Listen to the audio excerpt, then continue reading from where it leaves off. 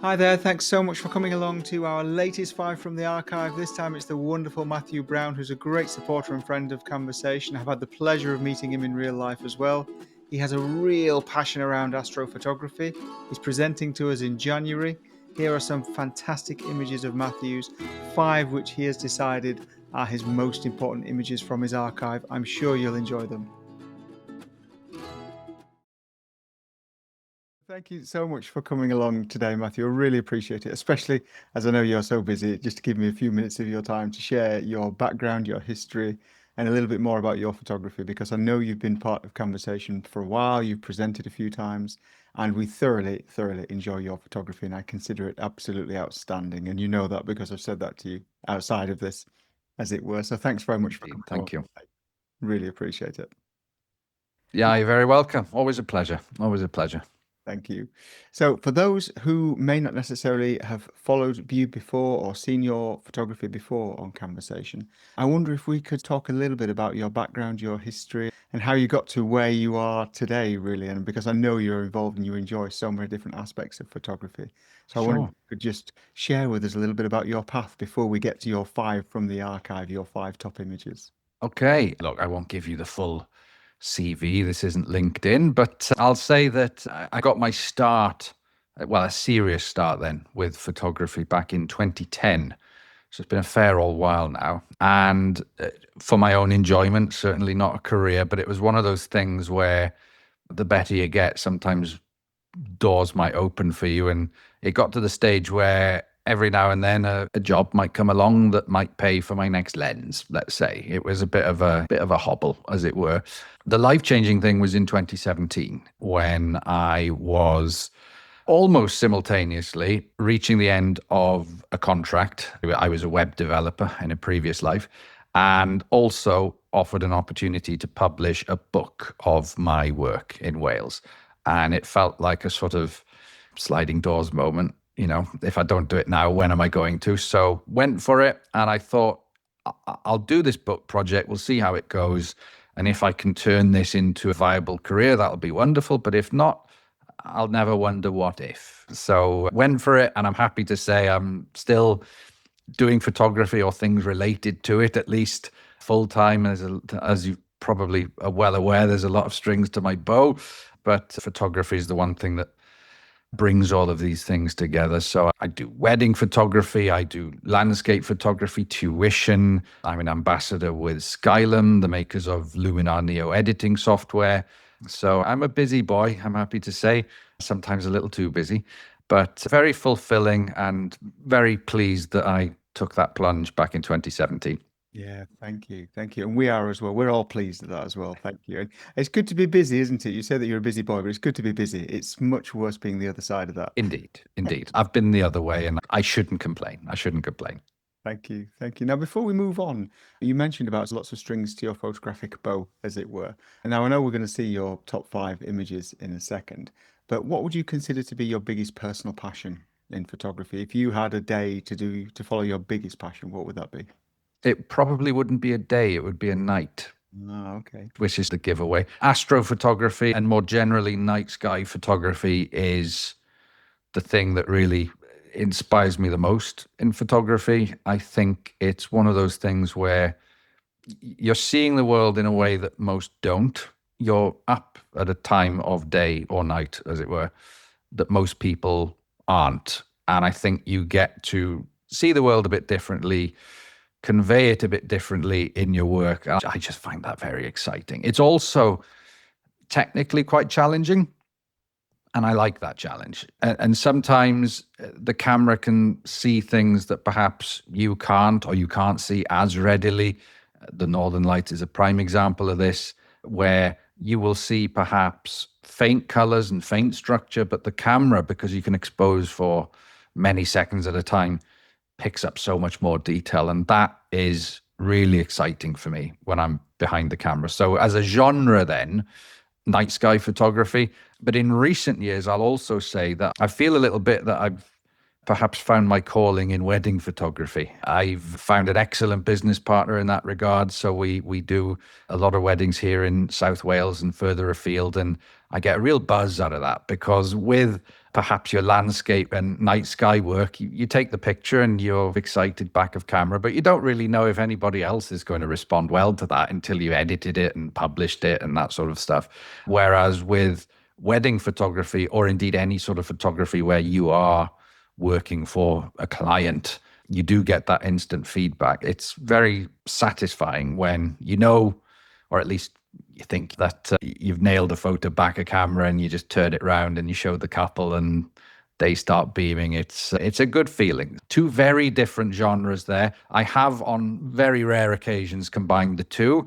I've put a couple of couples under the stars now to do some portraits under the night sky before I leave of an evening, and that's been a rare confluence of my two interests. That sounds really interesting. I know we've booked you already for your astrophotography, so maybe when if you want to, maybe we could talk to you about wedding photography as well, because it is one of those Indeed. genres that is probably the highest stake genre in photography outside of sports, isn't it? So It is. It's high pressure. And I'll tell you quite candidly, I shied away from it for a long time. I think perhaps you know this. I'm sure many of the people viewing this will know this feeling when people establish that you are a photographer, be it professional or otherwise. Sooner or later, somebody is going to ask you, can you do a wedding? It's just one of those life, death, and taxes situations. It's inevitable.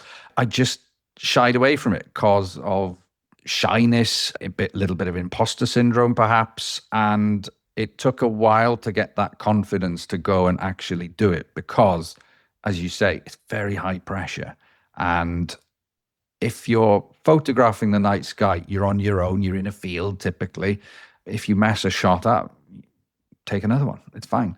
But if you make a hash of the first kiss or the confetti shot or something like that, unless you have a really solid plan B, that moment's kind of gone forever. And I prefer not to stage them as well if I can help it. So even for somebody like myself, who at that time had already been a professional photographer for quite some time, that step to becoming a wedding photographer was a big one for me. And like I said, now that I'm doing it, I'm flying, I'm loving it. Kelly, my business partner, she's excellent as well. So I've learned a lot of stuff from her along the way. But it can be daunting. It can be daunting, even for somebody experienced. thank you.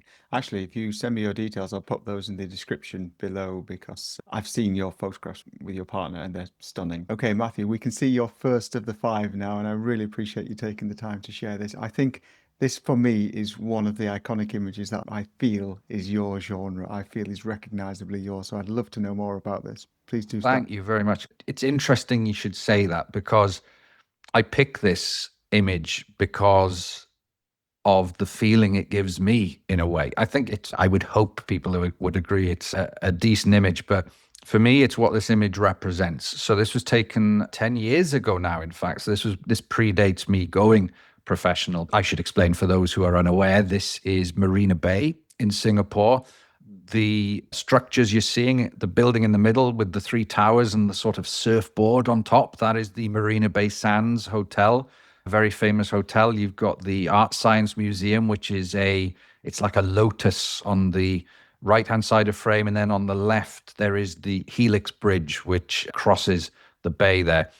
On their own, 3 iconic pieces of architecture, but combining those all in one frame and also timing it with the laser and light show that they have on top of the building each night.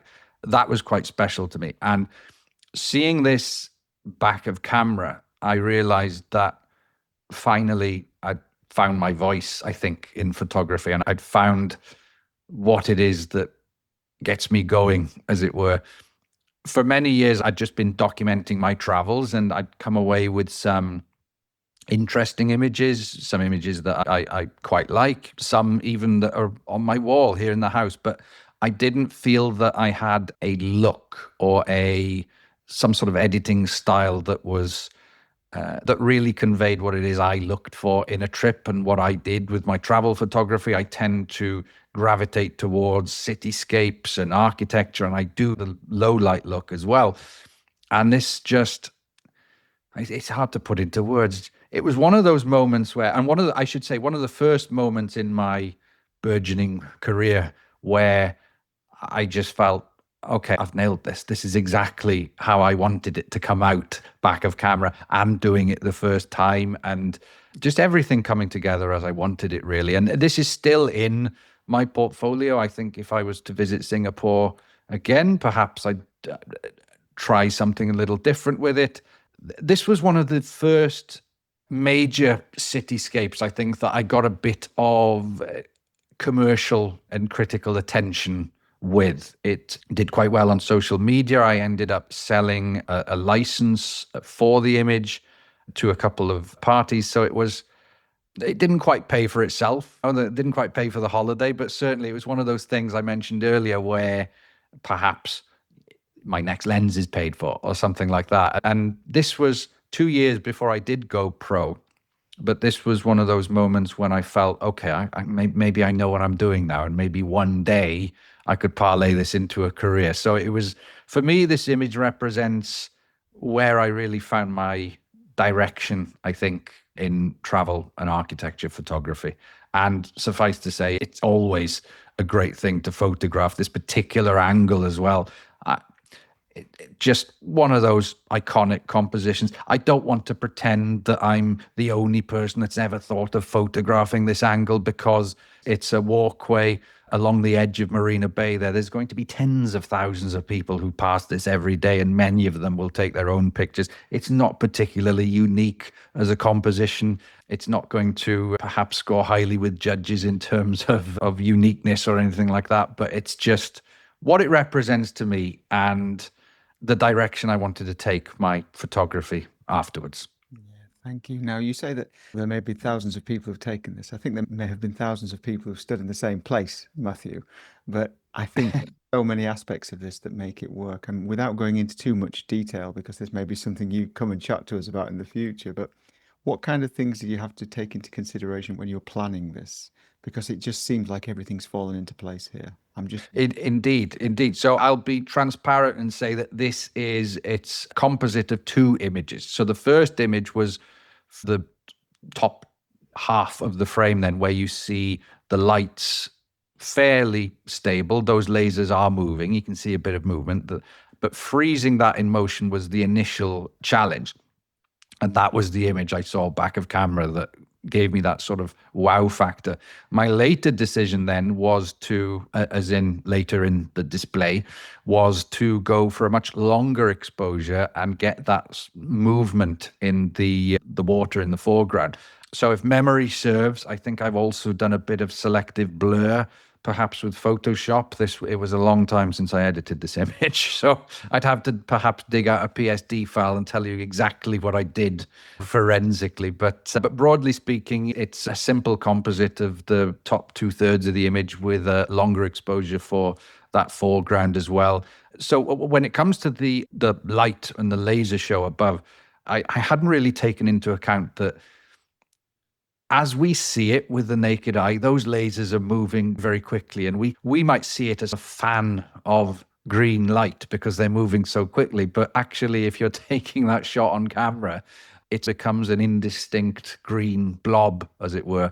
So I had to quickly readjust to manage those expectations of what I would get. And in doing so, I actually got a reasonably sharp image of those lights in motion. I should stress, if you do visit Singapore, this is just a wonderful place for a walk around. There's no doubt you'll be doing that anyway, because this is the tourist center. If you've ever seen images of the super trees, have you seen these, Mark? Have you heard of the super trees? These giant sort of electronic trees. I don't know how to describe them. I should have put this in the talk, actually. But they light up at night and they're synced to music and this sort of thing. And you can climb up some steps and walk among the canopy and all of that sort of thing. And that's just off to my left as you're looking at this. There's loads of quite futuristic architecture in this part of the city. So if you are in any way interested in architecture, and particularly modern architecture, you will go nuts in this part of the world. It's a great place for a stopover as well if you're en route further afield, like Bali or New Zealand or Australia or something like that. Changi Airport always ranks quite highly among the places in the world to transit. Come out of the airport, though. Spend a couple of days here. It's a great place to visit. Yeah, gosh, we have to organise a meetup there, Matthew. You've whet my appetite. Oh, I'm first in line for that. Thanks, Matthew. Interested to see your next one, but thank you so much for this one as well. Beautiful image. Thank you. Right then, this is the next one. So this would have been taken when I was a professional photographer. I'd gone to this location on the Pembrokeshire coast. It's just off the Pembrokeshire coast then. It's called Pentre Ifan Burial Chamber. So it is a 6,000 year, I believe. Don't quote me on that. Wikipedia might say otherwise. Neolithic burial chamber. And what's notable about it is almost everybody will have heard of Stonehenge, but this place flies a little bit under the radar, even though it is much older than Stonehenge. And it is theorized that the stones for Stonehenge were actually quarried here and transported to their site in Wiltshire. I was here to photograph the Milky Way, and if you squint, you can probably see the Milky Way is still present. There is that sort of faint cloud just off to the right of center of frame. But in capturing this, what has happened for me, happily, is that this absolutely giant fireball has fallen out of the sky to the right of frame. And I've just about captured that on camera as well. And what you will notice is if you look at the ground there, you can see the shadow that's being cast by it. And everything is green. Granted, there's a lot of grass there, but the stones themselves are green. Everything is just this very, very vibrant color, a once in a lifetime type capture at this sort of place. I've been here for meteor showers, right? And I've come away with nothing. But this was not during a meteor shower. This was spontaneous occurrence, one lone piece of cosmic dust or a rock or something entering the atmosphere. And I just happened to be right place, right time.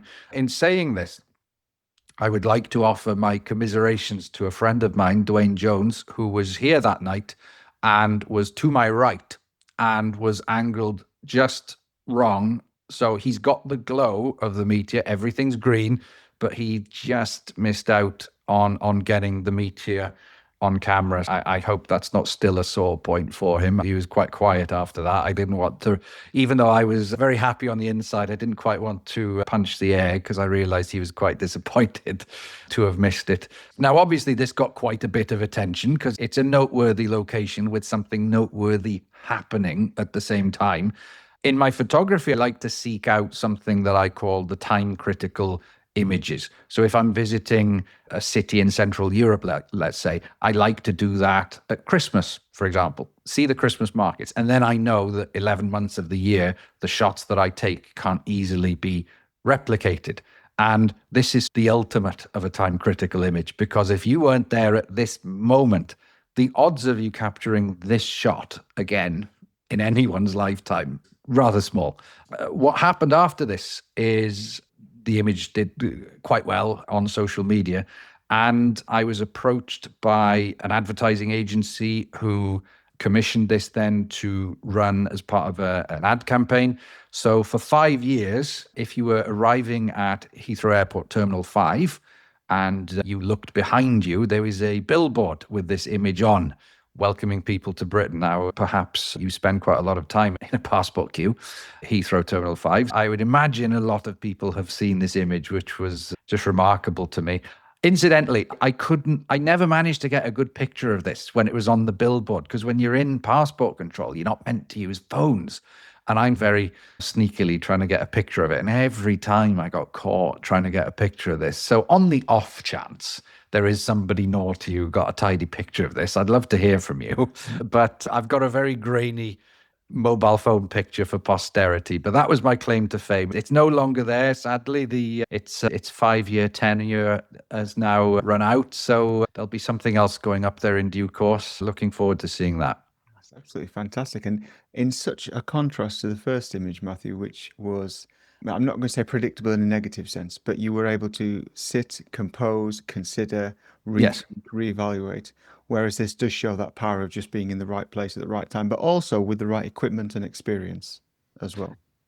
Correct. Yes. I'm in two minds really when people say, gosh, what a lucky image. Yes, it is a lucky image. But at the same time, I'd already been in situ for about an hour taking shots like these and doing a time lapse as well. So it was, one might argue that my friend was also very unlucky. So it's, I don't know, it's one of those things. It's a bit like when somebody says to you, oh, that's a nice picture, you must have a nice camera. Yes. You know? Fantastic. Thank you so much. Beautiful image again. Thank you. Let's see the next one. You're going to spot a pattern with these now, I think. I did mention finding my groove with low light and night photography and all of this sort of stuff. Now, this one, you mentioned predictability. Now, full moons are predictable. The weather, somewhat predictable, but not entirely. Now, I should explain to anyone watching, I live in a little town called Carmarthen in West Wales. So I don't live in London. This is a photo of the top of the Shard in London. And I was at that time working on my second book, which was all about London. And I visualized this image of having a full moon juxtaposed with the top of the building. I got this image in April of 2019. The book project started first of the year. So this was my fourth attempt at trying to get an image like this. The first full moon of the year was actually a lunar eclipse as well. I was very excited about that. The forecast looked favorable, traveled to London, and I should stress it's a sort of probably an 8-hour round trip in good traffic. And sure enough, as soon as the eclipse started, clouds rolled in, and about 10 minutes after the eclipse ended, they went again. So at about 6 in the morning, I found the first Starbucks that opened and had a coffee and almost had a little sob, and then got in my car and went home. On my fourth attempt, this was finally the full moon juxtaposed with the top of the Shard. I'm about 2 miles away with a 600mm lens. You can plan a shot like this with various different apps. There's photo pills. There's also the photographer's ephemeris, both of which can help you plan a shot like this to know where exactly you need to be. And again, publish this on social media. This was before the AI was a buzzword. So what I actually got was a lot of cynical people saying that this was photoshopped. And I would understand if somebody did see something like this and maybe jump to that conclusion. However, if I may draw your attention to where the moon is behind the building. If you look very closely at those panes of glass, the glass is very thick, and it has the effect of distorting the moon. It almost looks like the moon is melting into the side of the building a little bit. It's becoming very oval shaped. That is your tell that this is actually the real McCoy and not just superimposed on top of it later on. I entered this into the Astronomy Photographer of the Year competition, where I was very pleased that it placed. It was one of the finalists and got some very nice press coverage when the competition winners and finalists were announced. Up until that point in my career, this was probably my biggest selling print. There's one more perhaps later on in this very talk that I will show you that has since superseded that. But yeah, very proud of it. And if you're living in London and you got a 600mm zoom lens, by all means, you can go out and do this fairly frequently. But for me, it was the dedication of going all the way to London 3 times without success, and then on the 4th time actually getting the shot that I wanted to come away with. I think if you had seen this image in isolation, it's fine. It's a nice image, but I think the understanding the dedication that went into it tells you a bit more of a story. It gives you a bit more to think about with an image like this. And dare I say, I'm not sure how many photographers readily talk about their misses as well as their hits. It's all well and good to give a sense that you just turn up at a location and magical things happen for you. But actually, photography sometimes is a bit about the thrill of the chase as well. And that's what this represents for me. Yeah, thank you. And I'm just going to say I'm pleased that I have one of your books behind me on this shelf in real life. I really enjoyed this as well. And I remember from a previous presentation, you used the phrase, I think it was Red Bull runs. Red Bull runs, that's it. That you were doing those massive drives on and then a full day of photography in between. So absolutely, Matthew, worth it in the end. Indeed. Thank you. Thank you. Now then, another very special image, and this would be one that took that mantle of my biggest selling print when it happened. In 2020, we were visited by a very bright comet called Neowise. And we didn't really know how long it would be visible in the night sky, but we had a run of quite clear weather. Not unlike what we're having now, Mark. We were having a little discussion before this talk about how warm it is in the UK at the moment. And again, I live in West Wales and there's lots to photograph here. But I thought one night, do you know what? This is a once in a lifetime sort of thing. And I'm going to have a stab at photographing this comet with Stonehenge in front of it.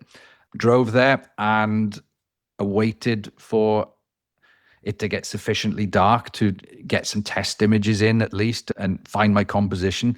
For those unacquainted with this particular angle and location, I'm actually on the main road that is just south of Stonehenge. It's an A road, which in the UK means basically very busy, lots of trucks and lorries. And I'm there as tight as I can be against the fence and hoping nobody sort of clips me with a wing mirror, because that'll be my night over, if not a lot worse. A couple of other photographers there with the same idea that I stayed in touch with, I'm happy to report. And when it did get dark enough, there it was, right above Stonehenge. However, you may notice there's something else going on in this image on the left as well. Now, what you're looking at here are called noctilucent clouds. Now, you can only see these at certain latitudes and it's very specific times of year. So here in the UK, you typically get, I want to say it's about a 6 to 8 week period. Feel free to correct me if I'm wrong. That's been my experience anyway, around the summer solstice. And what you're actually seeing here is the sun is below the horizon, but there are very high ice clouds in the atmosphere. And they're so high that they are reflecting the sun, even though it's well beyond the horizon. So these are not cirrus clouds. This is not light pollution. It's also not the northern lights. This is, in a way, a phenomenon that is equally as rare as the northern lights, I would contend, especially in recent years here in Britain. But this also happened to occur on the same night as the comet. And when it became apparent that this was happening, you can see this very clearly naked eye, by the way. I adjusted my composition somewhat, at best I can anyway, that I could combine both of these things in a single shot. I've got a lot of images where the comet is dead center, but when I realized this phenomenon was happening, I realized I needed to adjust and try and get both in as a single frame. I heard that the next night after this image and the images that some others took around me went viral, that stretch of road was just filled with photographers the next night. I heard there were over 30 people there the next night. And I should stress, it's not geared up for 30 people in the dead of night. Probably a bad idea. But I came away with this image that it hangs on my wall. I try not to be too vain about my work, but this was one that was just so special to me. And again, totally once in a lifetime. Just, I think I've run out of words to say. I don't think I'll ever get anything quite like this again. Goodness me. There may be a few of us in the UK who've been on that road, and you definitely must have risked yourself for your art on that road, Matthew. Indeed. Do you know what? Not long after that, I was passing a Halfords and I went in and I bought myself a high-vis jacket because I thought, do you know what? I might need this in my line of work. This might be a little bit dangerous at times, but happily I have lived to tell the tale and come away with an unforgettable image. Very proud of it. And another example of you have to be there to get it. You've got to be there to win it. Indeed. And I was thrilled enough with just the comet. I don't know if you can see me. I'm doing air quotes, just the comet. But to have the noctilucent clouds on that same night, and they don't happen every night in summer. If you get a handful of evenings like this, you're very lucky. It just, yes, everything came together just perfectly that night. Very proud. Superb. Thank you. Thoroughly. Okay. I believe this is my last one now, correct? Friend. There we go. And it is this one. So this one is on my doorstep almost. This is a building called Axton's Tower. It's basically a useless folly here in Carmarthenshire. It sits on top of a hill and it overlooks the Towy Valley. And we've spoken about this at length, Mark, but I am fascinated by the Northern Lights, and the prospect of perhaps one day photographing them in this neck of the woods was something I'd fantasized about. And whenever there was an alert on my phone, I would head out and see what I could capture. Now, on this night, I was already lined up for this shot. And for about 2 hours, we had this green glow on the horizon. It's still visible in this picture. And I was thrilled with this, absolutely punching the air. You can see the green back of camera. I can see naked eye that there is a glow behind the clouds. I don't want to say there was too much color to it, but the clouds were backlit. And to a trained eye, you would know this is it, because I'm not looking west where the sun has set. This is not twilight. This is something else going on beyond the clouds. With that, I was considering packing up for the evening, I'll be honest with you. It had been there for a couple of hours, and my phone made a noise again, and I checked it. And it was my Aurora app. Incidentally, the app is called Glendale app. And if you're in the UK, do check that out. This is the one that I rely on the most for my Northern Lights alerts. So I forget the name of the chap who mentioned it, but on the off chance he's watching it, thank you very much, because you made this shot happen. My phone went again, and it was that app saying that an extreme geomagnetic storm was in progress.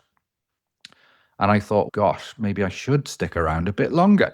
So I put my phone back in my pocket, let my eyes readjust. And as they did, you could see these pillars, these rays of light ascending from the horizon, and this time with color. You could see that there was pink to them. Not as pink as you see in this image, but to the naked eye, certainly there was a color to them. And a movement. It was almost like rippling a curtain, something like this. Absolutely amazing.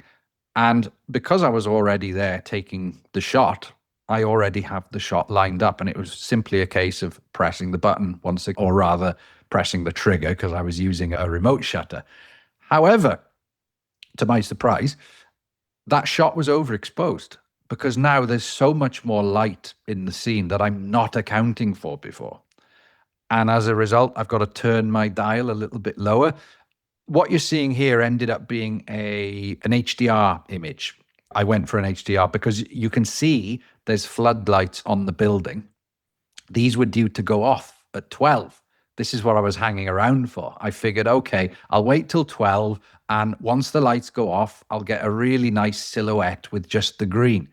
Not as it turns out, the brightness of those pink rays actually overcame the brightness that was on the building itself. So I was able, with a 1, a 4, and an 8-second exposure, to combine these as an HDR image, and this is the resulting photo, which I incredibly proud of. There was a competition, Northern Lights Photographer of the Year in 2023. I was one of the winners of this. As you can imagine, a winner based in Britain is a rare thing. And I was quite pleased that the organizers paid close attention to the location when I filled in that box. They must have thought, oh gosh, UK, right, okay, this should make the shortlist. Just so thrilled with this. My local MP has a copy of this print on her wall to remind her of home. So it's, yeah, that is my little claim to fame on my doorstep now. And I think there's a lot of photographers locally, when they get a Northern Lights alert now, that they will head here too. I don't want to give the impression that I'm some influencer or anything like that, but they've seen it's possible. They want to have a go from themselves. The last time I went up there during a Northern Lights alert, there was a voice in the dark. Obviously, you can see a red light and somebody setting up, and somebody just says out of nowhere, is that Mathew by any chance? And they'd seen the picture. So we got chatting. And of course, Wales being Wales, I knew this person. So it was, yes, very interesting. But for those of you who are visiting South Wales, perhaps you're traveling through on your way to Pembrokeshire. That seems to be the case in my part of the world. Paxton's Tower it's a great photographic subject, day or night. And I feel it's a little bit of a It's a little bit of a hidden gem. It's only about a 10-minute drive off the main road that goes from the end of the M4 onwards to Pembrokeshire and Ceredigion. But I think it's a worthwhile diversion if you've got your camera with you. Lovely place to visit. Oh, absolutely. And a really iconic image of yours, not only to end on, but generally. Thank you. I appreciate that. Thanks so much for sharing those 5 from the archive. Really fabulous images. And I'm so pleased, A, that I know you, met you personally, and also that you're coming to present your astrophotography to us next year as well. It's going to come Indeed. around quite Indeed. quickly. Looking forward to that. Thank you so much. So where can people go and see more of your own work, the variety of your work? Where can people keep in touch with you or get in touch with you, Mathew? Happily, I spell my name rather unusually. So my name is Mathew Browne with 1 T in Matthew and E at the end of Brown. And that means that I get all of the social media names because nobody else spells the name this way. So my website, mathewbrowne.co.uk, is probably the best place to start. I'm also in all the usual social media places. I'm quite active on Instagram. I keep threatening to start a YouTube channel. One of these days I actually will. At the moment, there is just one video that I put up on my 40th birthday saying, this is my life begins at 40. I'm going to do a YouTube channel, and it's not happened. I've got about 20 videos that are on half. So perhaps once we're done here, Mark, you can give me a kick up the backside to get me to actually edit these videos and get them online. So yeah, the usual places. And if ever you have questions about my work or you're on your own photography journey and want a bit of advice, I'm always happy to answer. Drop me a DM, drop me an email. Cost nothing to respond to an email. Very happy to answer any questions. Fantastic. Thank you so much, Mathew. And I really appreciate you taking the time to share your passions with us as well today. Thank you. Thank you for having me. And I'll be seeing you now. Am I right in saying it's January for the Astro Talk? I think it is, yeah. I'm Awesome. Looking forward to that. excited. Thanks very much, Mathew. Thank you.